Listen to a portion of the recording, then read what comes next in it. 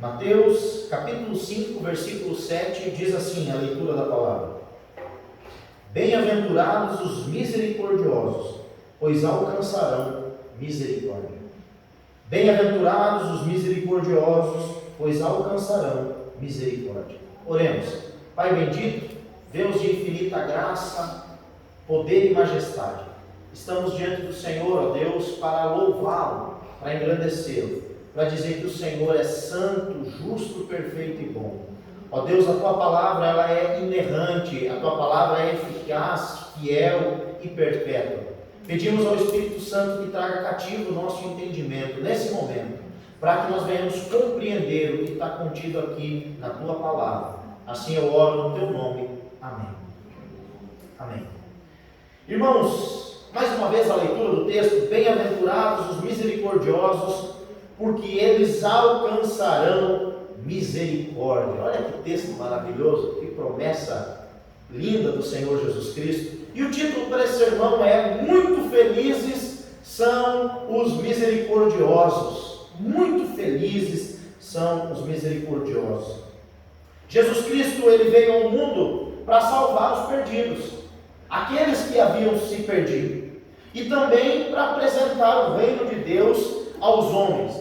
Essa, sem dúvida, é a mensagem central de Jesus Cristo: apresentar o reino de Deus aos homens. Quando nós olhamos lá em Mateus capítulo 4, versículo 17, depois que Cristo volta do deserto, diz o seguinte o texto: Daí em diante, Jesus começou a pregar e a dizer: Arrependam-se, porque está próximo o reino dos céus. Jesus Cristo pregava e dizia: se arrependam, porque o reino dos céus está próximo. Esse era o cerne do sermão de Cristo. O sermão do monte, o sermão da montanha, ela é a plataforma desse reino celestial. Se nós quisermos compreender e aprender sobre esse reino, nós precisamos olhar para o sermão do monte. E as bem-aventuranças, irmãos, é como se fosse o código de ética desse reino. É o código de ética que todo cidadão desse reino deve seguir, que todo cidadão desse reino deve viver. Sem sombra de dúvida, as diretrizes que Cristo nos dá aqui, ela vai na contramão do mundo, pois o mundo valoriza e aplaude aqueles que são orgulhosos, prepotentes, desonestos, impiedosos, maldosos, arrogantes. O mundo valoriza as pessoas que são agressivas e perseguidoras. Mas Jesus Cristo diz que não, que essas pessoas são completamente infelizes. Muito mais do que felizes são os humildes de espírito. Muito mais do que felizes são os que choram por seus pecados. Muito mais do que felizes são os mansos, os justos, os misericordiosos. Esses sim são felizes. Os limpos de coração, os pacificadores e aqueles que são perseguidos por causa do nome do Senhor Jesus Cristo. Esses ensinamentos, eles são confusos para aqueles que ainda não nasceram de novo.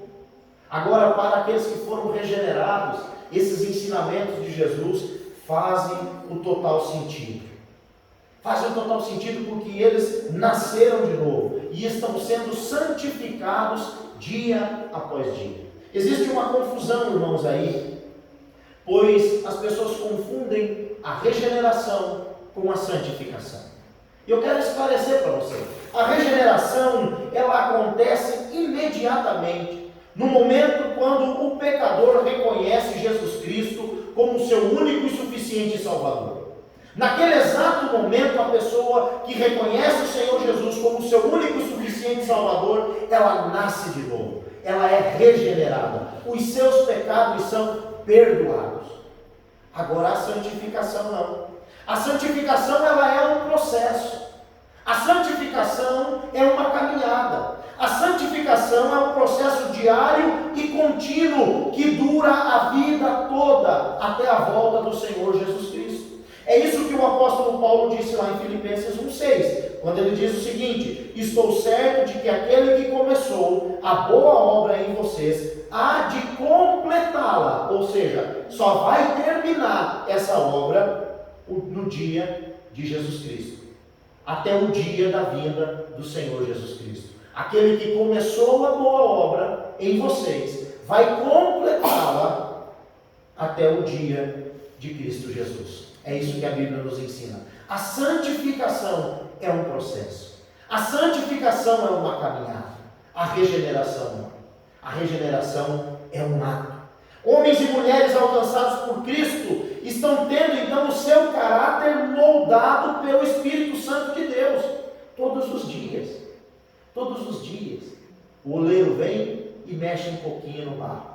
Todos os dias o Espírito Santo vem e nos molda um pouquinho mais parecido com Ele, que nos capacita então a perseverar na fé em Jesus Cristo, ainda que em meio a injustiças, ofensas, falta de reconhecimento e perseguições.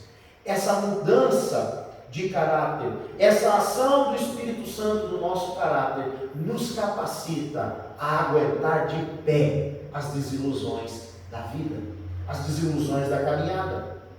Essas pessoas cujas vidas estão sendo transformadas pelo Espírito Santo, elas produzem frutos, e um deles é o fruto do caráter. O Espírito Santo, quando nos pega, irmãos, ele nos pega todo sujo, desprezíveis, mas ele vai nos limpando. Isso é a santificação.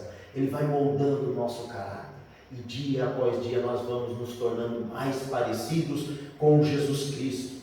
E é isso que Jesus está falando. Esse fruto de caráter que é produzido pelo Espírito Santo nos confere a bênção de sermos conhecidos como bem-aventurados, ou mais do que felizes. É o que Jesus está dizendo aqui. Mais do que felizes são os misericordiosos. Ninguém, por natureza, é misericordioso.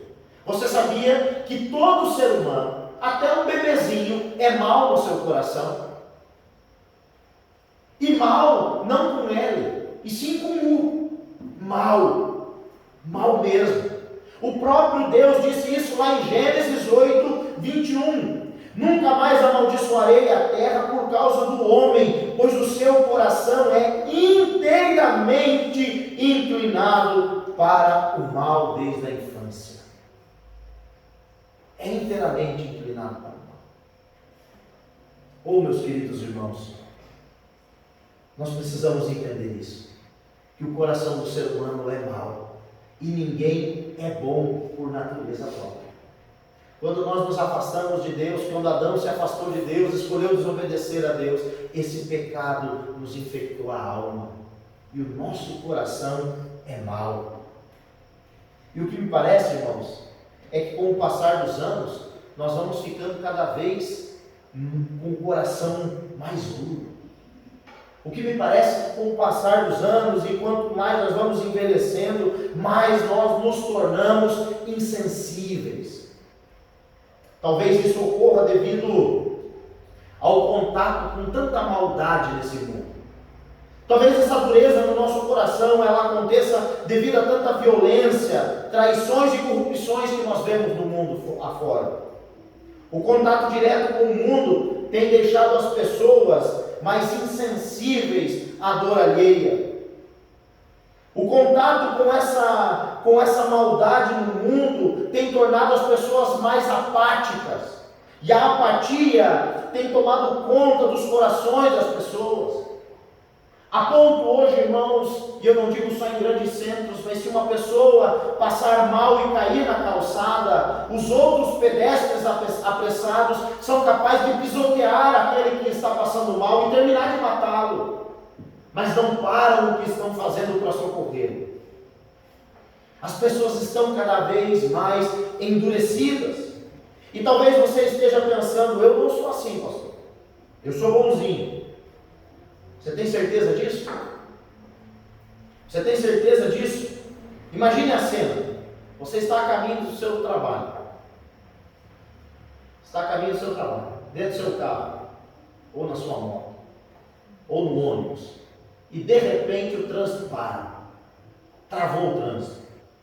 Você olha lá na frente e enxerga sirenes, ambulância, corpo de bombeiro. Foi um acidente. Como é que você fica dentro do carro? Porque a maioria das pessoas, irmãos, não sente absolutamente nada, a não ser um sentimento de desprezo. Vou me atrasar, vou perder o horário. Você não sabe talvez, mas lá na frente a vida de alguém foi interrompida. Filhos vão chorar porque talvez o pai que estava lá naquele carro morreu.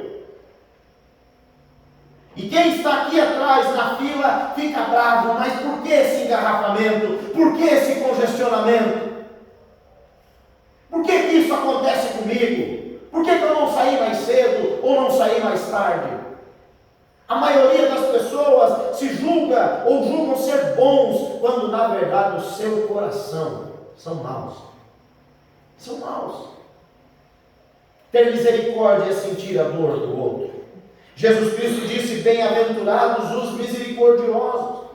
As Escrituras Sagradas estão cheias de descrições da misericórdia de Deus.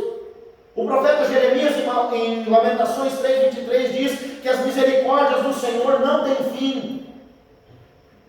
O próprio Deus se apresenta a Moisés dizendo que era um Deus compassivo e grande em misericórdia. Êxodo 34, versículo 6. O apóstolo Paulo diz que Deus é rico em misericórdia. Efésios capítulo 2, versículo 4. Misericórdia é a generosidade e bondade da alma que se move para aliviar o sofrimento do próximo. Misericórdia é a marca dos filhos de Deus. Misericórdia é a marca dos filhos de Deus. Segundo o comentário bíblico Beacon, a misericórdia tem sido definida como a bondade em ação. Isso é misericórdia. Bondade em ação. Aqueles que receberam a misericórdia de Deus devem demonstrar misericórdia aos seus companheiros, ao seu próximo. Precisamos entender, irmãos, com clareza o que Jesus Cristo ensinou. E para nós entendermos o que Jesus Cristo diz, nós precisamos olhar e ver o que Jesus não está dizendo. Jesus não está dizendo aqui, note o que Cristo não diz: bem-aventurados os que se compadecem. Jesus também não diz: bem-aventurados os que sentem dó, ou bem-aventurados os que sentem pena. Jesus não está dizendo isso de maneira nenhuma. Jesus Cristo disse: bem-aventurados os misericordiosos. Os misericordiosos. Se a misericórdia é a bondade em ação, o que é ser misericordioso? Se não agir com bondade. Misericórdia é bondade em ação. Ser misericordioso é agir com bondade. Em outras palavras, meus queridos, é se lançar na miséria do próximo. É se colocar na miséria do próximo. É mais do que sentir tristeza. É mais do que se sentir incomodado. É mais do que ter pena ou ter dó. É se posicionar como solução ou parte da solução daquele problema da outra pessoa, que está lhe causando grande dor e sofrimento. Vocês lembram muito bem da parábola do bom samaritano. Um judeu foi espancado até quase morrer. Passou um levita, não ajudou. Passou um sacerdote, não ajudou. Aí vem vindo o samaritano. E o texto diz que o samaritano não só passou perto dele, mas como chegou até onde ele estava. Colocou azeite e vinho nas suas feridas, colocou ele sobre a sua montaria, levou até uma hospedaria, deixou pago a assistência médica para aquele homem que tinha sido espancado e disse: eu vou para o meu destino, e quando eu voltar, se esse dinheiro que eu deixei não for suficiente, eu pago a conta dele. Isso é ter misericórdia, isso é se lançar na miséria do outro. Não é apenas sentir pena ou sentir dó. Eu tenho visto por aí muitos crentes que se sentem mal. Eles olham a miséria do próximo e se sentem mal. Eles até se emocionam, mas eles não conseguem agir. Eles não conseguem agir. Ao mesmo tempo que choram por causa daquele irmão, daquele conhecido, daquela família, ao mesmo tempo que as lágrimas escorrem, eles viram as costas e vão viver as suas vidas. Isso não é ser misericordioso. Isso é particular mesmo que eu vou falar agora. Eu intitulo esses crentes como sendo crente emo. Quem lembra dos emos? Os emos aí foram um movimento dos jovens nos anos 2000. Eles deixavam a franja bem comprida, cobriam um pedaço do rosto, pintavam as unhas, e tudo eles se emocionavam. Irmãos, pelo meu corte de cabelo, dá para ver que eu nunca fui emo. É o crente emo. É o crente que se emociona com tudo, que chora com tudo, que sente tudo, mas não faz absolutamente nada para sarar a dor daquela pessoa. É o crente emocionado, mas não é o crente misericordioso. Não é o crente misericordioso. Misericórdia, ela precisa ser demonstrada. Olha o que a Bíblia diz para nós lá em Tiago, capítulo 2, versículo 15 ao 17. Se um irmão ou irmã estiverem com falta de roupa e necessitando de alimento diário, e um de vocês lhes disser, vá em paz, tratem de se aquecer e de se alimentar bem, mas não lhes dão o necessário para o corpo, qual é o proveito disso? E aí ele conclui, versículo 17, assim também a fé, se não tiver obras, por si só está morta.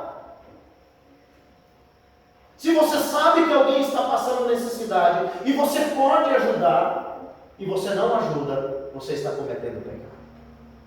Você pode chorar rios de lágrimas, se você não meter a mão no bolso, não meter a mão na sua despensa, e ajudar, você não está sendo misericordioso. É uma falsa misericórdia. A misericórdia, ela tem que ser a marca de todo cristão. É impossível ser um verdadeiro seguidor de Cristo sem ser misericordioso. E o argumento é muito simples, irmãos. Quem mais misericordioso que o próprio Senhor Jesus? Me diz aí, alguém que exerceu mais misericórdia do que o próprio Senhor Jesus Cristo? Ninguém.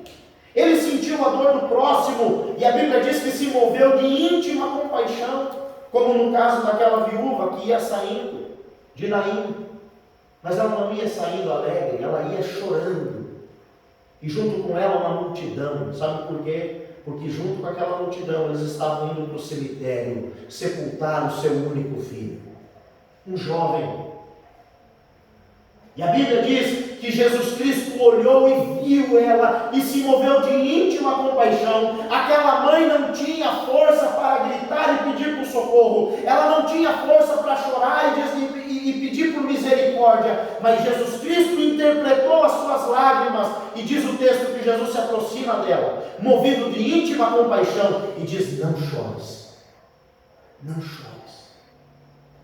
A próxima vez que Jesus Cristo fala no texto, ele não fala com a mãe, ele toca no esquife, a multidão que está carregando o defunto para, e Jesus fala com o morto, e diz: jovem, eu te digo, levanta-te. Aquele menino põe-se de pé, começa a falar, e o texto termina com Jesus entregando aquele jovem à sua mãe. Isso é se mover com misericórdia. Jesus Cristo perdoou os pecados dos pecadores. Jesus Cristo alimentou os famintos, Ele curou os doentes, Ele tocou os leprosos e os curou. Oh, meus irmãos, quem entendia quem era Jesus clamava por misericórdia. Quando o cego em Jericó soube que Jesus ia passando pelo caminho, o que é que ele dizia? E ele clamava dizendo: Jesus, filho de Davi, tem misericórdia de mim. Em algumas traduções, compaixão. Tem misericórdia de mim. E os que iam passando tentavam calar a boca daquele homem cego, e ele, quanto mais diziam para ele parar, mais ele gritava e dizia: Jesus, filho de Davi, tem misericórdia de mim. Ao ponto que Jesus parou tudo o que estava fazendo e mandou chamar aquele homem. Imagine só a cena. O texto diz que Jesus parou o que estava fazendo e deu atenção a um mendigo que ficava sentado à beira do caminho de uma estrada empoeirada, comendo poeira todos os dias, sem poder enxergar. Quando Jesus manda ele vir, o texto diz que ele abre mão da capa, que era a única coisa que ele tinha, ele joga aquela capa e vai em direção aonde está Jesus. E ele então ouve da boca do Mestre: o que queres que eu te faça? Ninguém nunca deu atenção para aquele homem, e agora o Rei dos Reis para onde ele está. Ninguém nunca deu atenção para aquele homem, e agora o Senhor dos Senhores está diante dele dizendo: eu estou aqui, você clamou por misericórdia e eu ouvi a sua voz, eu estou aqui, o que é que você quer que eu te faça? O que está te causando dor? Fala para mim. O homem imediatamente responde: essa deficiência, Senhor, essa deficiência, isso me diminui, isso me constrange, isso me envergonha, me humilha. Eu quero ver, diz o versículo 42, Senhor, que eu veja. E Jesus lhe disse: vê, a tua fé te salvou.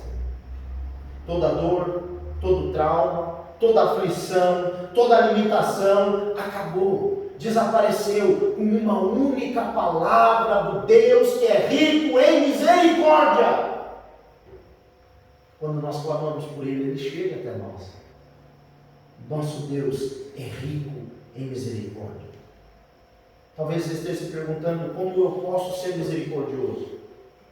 Eu separei 4 pontos aqui como eu e você podemos exercer misericórdia. O primeiro deles: precisamos ter misericórdia pelas almas das outras pessoas e ajudá-las. A Bíblia diz que vale mais do que o mundo inteiro uma alma. Nós precisamos, irmãos, sinalizar para as pessoas que amamos que a vida é um caminho sem volta e que nós não sabemos qual será o nosso último dia, mas que o fim da vida é a salvação eterna ou a perdição eterna.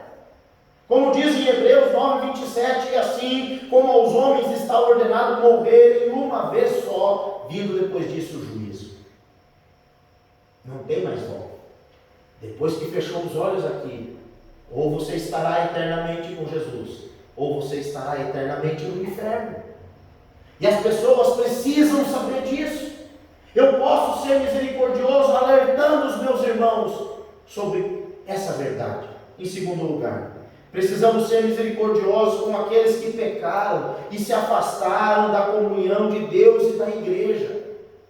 Eu ouvi da boca de um pastor que disse assim: pastor, o pior lugar para se arrepender tem sido a igreja.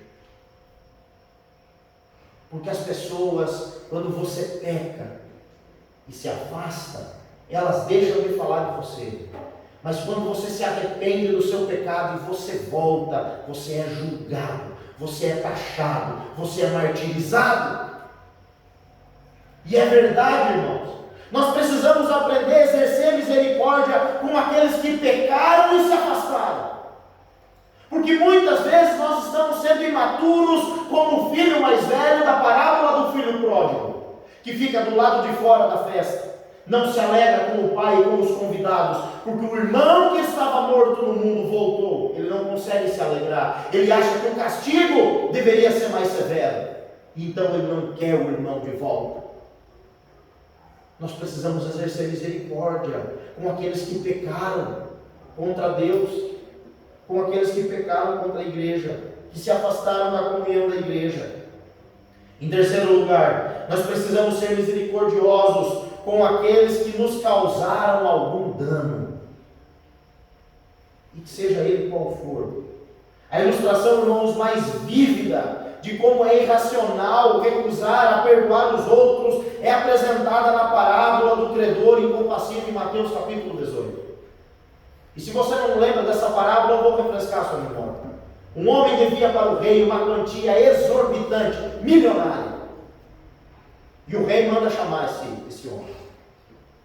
Esse homem chega diante do seu senhor, e diante da dívida, o texto diz que ele se lança no chão e clama por misericórdia, suplica.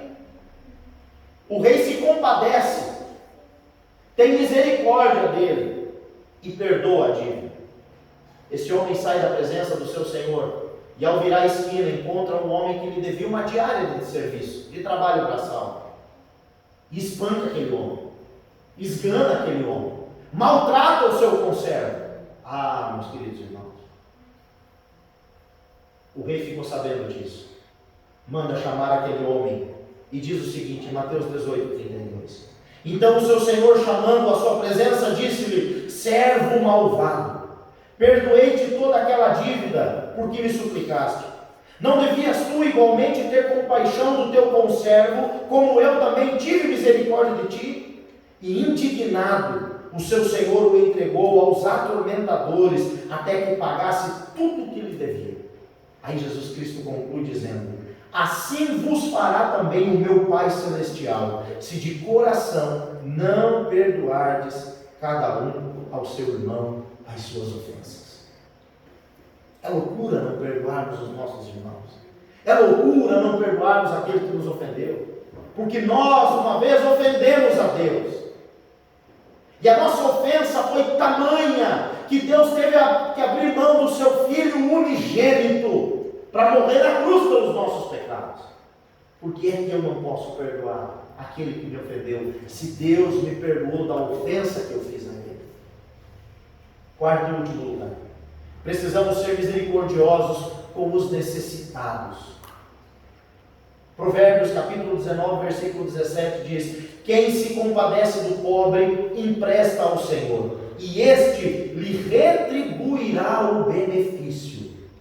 Quem se compadece do pobre empresta ao Senhor, e este lhe retribuirá o benefício. Deus não fica devendo nada para ninguém.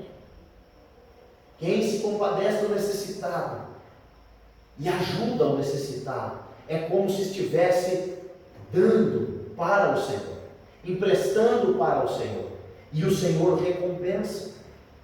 Eu tenho certeza que você pode fazer muito mais do que apenas se emocionar. Não seja um crente emo, seja um crente que age.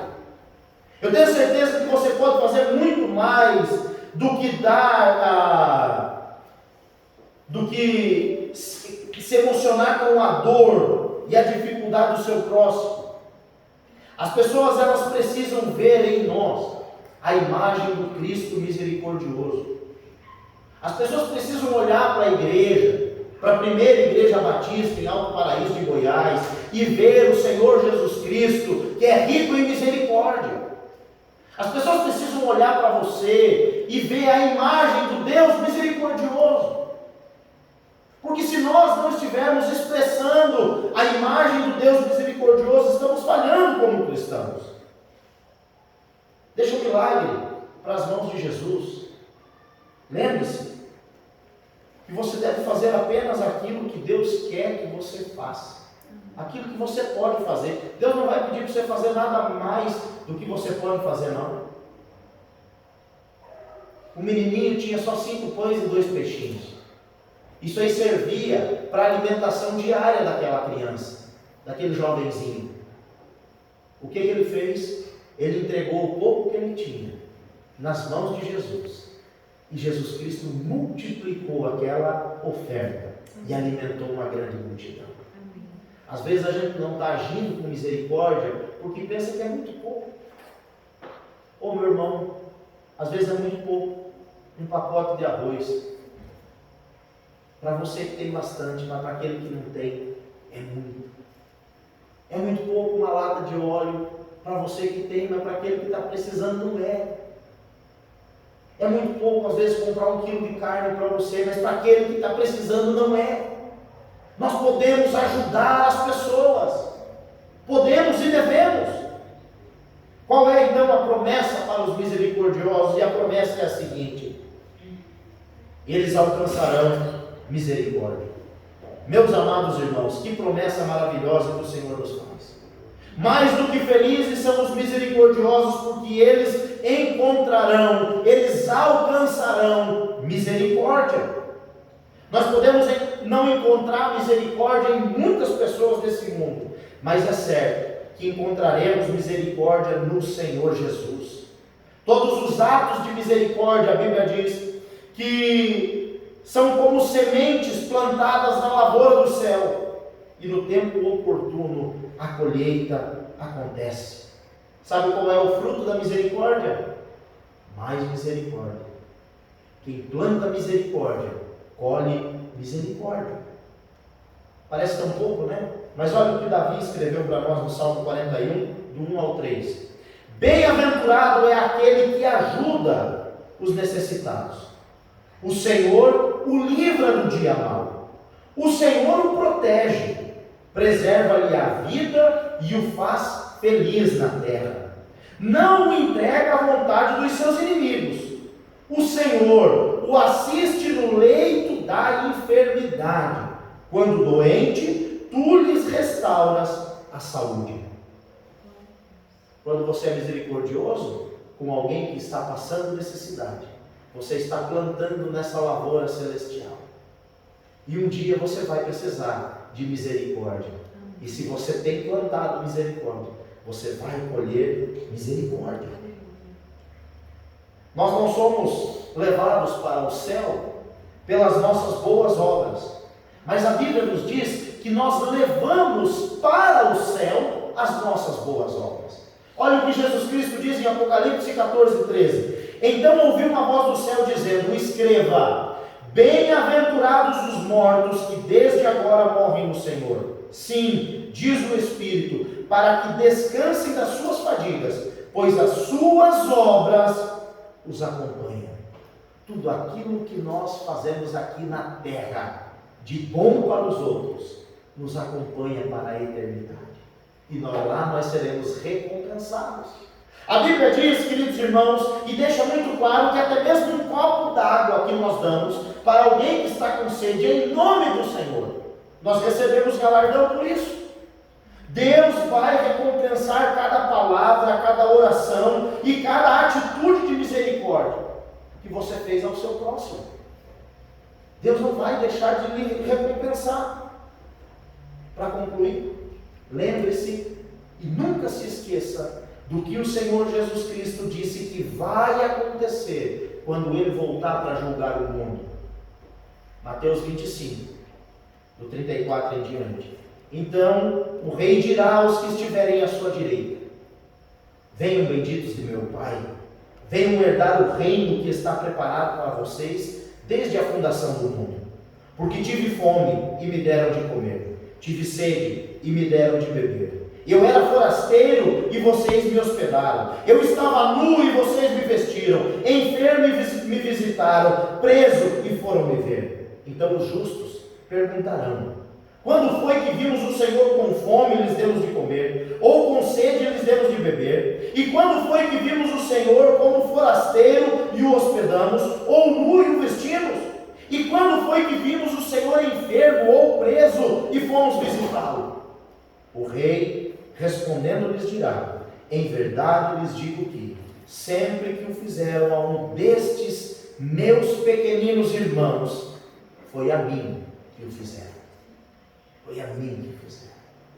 Ser misericordioso é muito mais do que simplesmente sentir o que o outro está passando.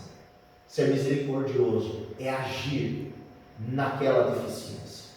É se colocar como parte da solução daquela dor daquele irmão.